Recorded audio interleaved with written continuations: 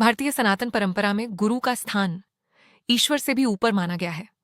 चारों वेदों आर्गवेद, यजुर्वेद, सामवेद और अथर्ववेद में गुरु शब्द का सीधा प्रयोग आज के शिक्षक या बाबा के रूप में कम, बल्कि एर्षे, दृष्टा, आचार्य या पिता के रूप में अधिक हुआ है। वेदों की विचारधारा के अनुसार गुरु वह है जो अंधकार, अज्ञान को मिटाकर प्रकाश, ज्ञान की ओर ले जाता है। आइए चारों वेदों के दृष्टिकोण से गुरु की महिमा को एक सुंदर विचारधारा के रूप में समझते हैं। 1. ऋग्वेद। गुरु एक तत्वदर्शी और पिता के रूप में ऋग्वेद में गुरु को एक ऐसे मार्गदर्शक के रूप में देखा गया है जो सत्य का साक्षात्कार कराता है। ऋग्वेद का एक प्रसिद्ध मंत्र 10.32.7 गुरु की महिमा को एक सुंदर रूपक मेटाफोर से समझाता है। अक्षेत्रविद क्षेत्रविदम ह्यप्राट स प्रैति क्षेत्र विदानुशिष्टा, अर्थात जिसे मार्ग का ज्ञान नहीं है वह मार्ग के झाता गुरु से रास्ता पूछता है, और जब वह झाता द्वारा दिए गए निर्देशों पर चलता है तो अपनी मंजिल पा लेता है।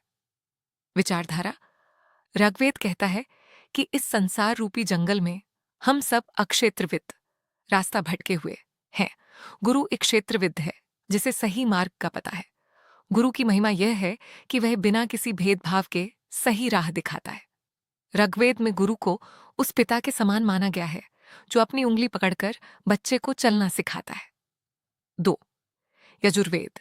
गुरु अंधकार निवारक और यज्ञकर्ता के रूप में यजुर्वेद कर्मकांड, संकल्प और आंतरिक रूपांतरण का वेद है।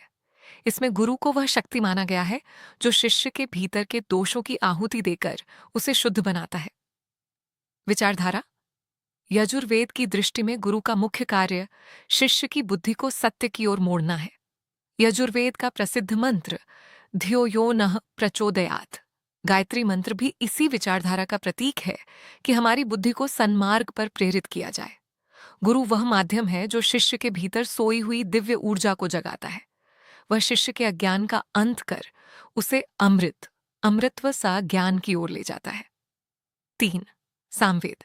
गुरु आध्यात्मिक संगीत और शांति के रूप में सामवेद उपासना और संगीत का वेद है। यह गुरु की महिमा को बहुत ही कोमल और रसमय रूप में प्रस्तुत किया गया है। विचारधारा। सामवेद के अनुसार गुरु केवल उपदेश नहीं देता बल्कि वह शिष्य के अशांत मन को अपने ज्ञान की सामध्वनि, मधुर भजनों, मंत्रों से शांत करता है। गुरु की वाणी में वह सामर्थ्य होता है जो शिष्य के हृदय के सारे विकारों को धो देती है।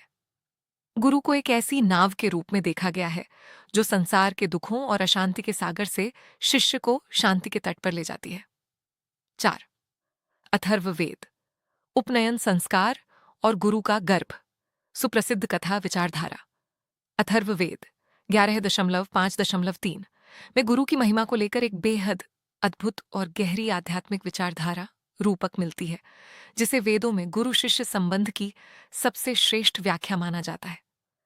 आचार्य उपनयमानो ब्रह्मचारिणम कृणुते गर्भमंता, अर्थात जब आचार्य गुरु शिष्य को दीक्षा उपनयन देता है तो वह शिष्य को अपने गर्भ में धारण कर लेता है।